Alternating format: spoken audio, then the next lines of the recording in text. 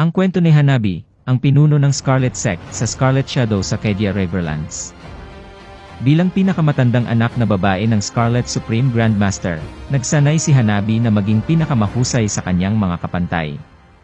Ito ay pagkatapos ng pagdating ni Hayabusa, isang batang ninja ng Shadow Sect, na napagtanto ni Hanabi na siya ay nakatagpo ng isang malakas na karibal. Sa pamamagitan ng tunggalian na tumagal ng hanggang sa kanilang paglaki, si Hanabi ay unti-unting nahulog sa kanyang karibal, si Hayabusa.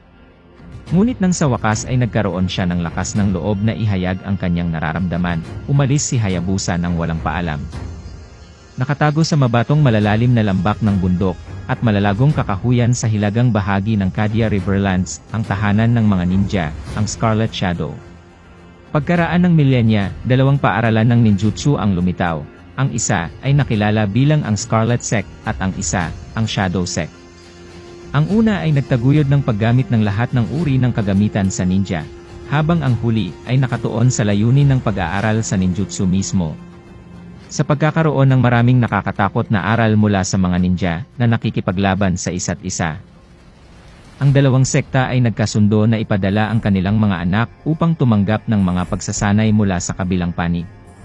Ang pag-aayos ay hindi lamang isang paraan upang makipagpalitan ng mga ideya at kasanayan, ngunit upang bumuo ng mga espesyal na bono sa kanilang mga nakababatang henerasyon. Bilang pinakamatandang anak na babae ng Scarlet Supreme Grandmaster, si Hanabi ay pinalaki bilang kahalili sa posisyon ng kanyang ama at nagpakita ng pambihirang talento na higit pa sa sinuman sa kanyang mga kapantay. At hanggang sa pagdating ng isang batang ninja mula sa Shadow Sect ay napagtanto ni Hanabi na nakilala niya ang isang malakas na karibal, ang batang lalaki na nagngangalang Hayabusa ay ang nakababatang anak ng Shadow Supreme Grandmaster. Bagamat siya ay mula sa Shadow Sect na nagbigay diin sa pisikal at mental na lakas, mayroon siyang kakaibang pag-unawa sa kagamitang Scarlet Ninja at nagpakita ng malaking potensyal ilang buwan lamang sa pagsasanay. Si Hanabi ay hindi partikular na nag-aalala tungkol sa potensyal na challenger na ito noong una hanggang sa isang ordinaryong sesyon ng pagsasanay sa gabi. Siya ay hindi inaasahang natalo ni Hayabusa.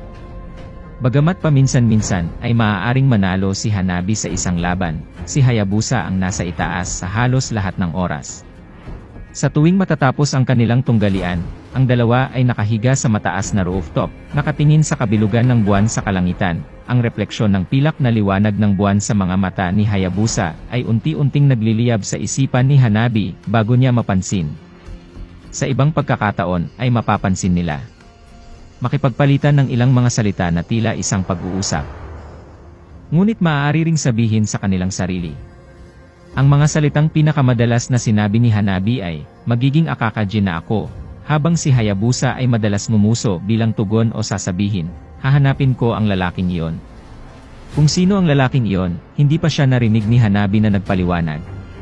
Alam ni Hanabi ang kanyang nararamdaman para kay Hayabusa, ngunit ang kanyang pagmamataas bilang isang babae, ay hindi nagpapahintulot sa kanya na direktang sabihin ang kanyang isip, at ang pagsasanay sa ninja na natanggap niya ay nagturo sa kanya na huwag kailanman ipahayag ang kanyang mga emosyon.